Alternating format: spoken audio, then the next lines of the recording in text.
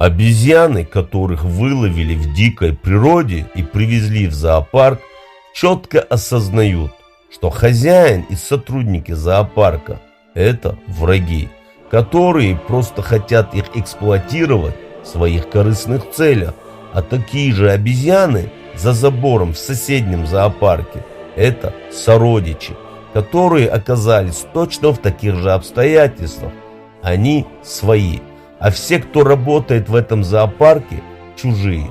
При первой возможности эти обезьяны сбегут, но следующее поколение, которое родится уже в этом зоопарке, они все это будут слышать только в рассказах родителей, а на деле они будут видеть, что сотрудники зоопарка убирают их клетки, кормят, заботятся, и все это происходит по распоряжению хозяина. А значит, не все так однозначно, да и куда бежать они не знают.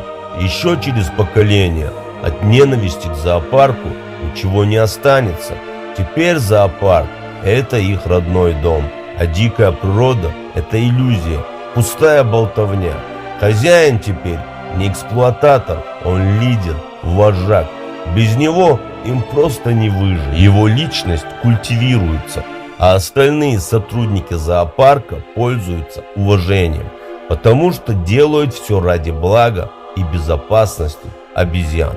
Если в интересах бизнеса хозяева двух соседних зоопарков начнут делить территорию и власть, то обезьяны с радостью пойдут за них воевать против своих сородичей, потому что теперь они им чужие. Свои теперь это только те, кто по эту сторону забора. Увы, такова реальность наших дней.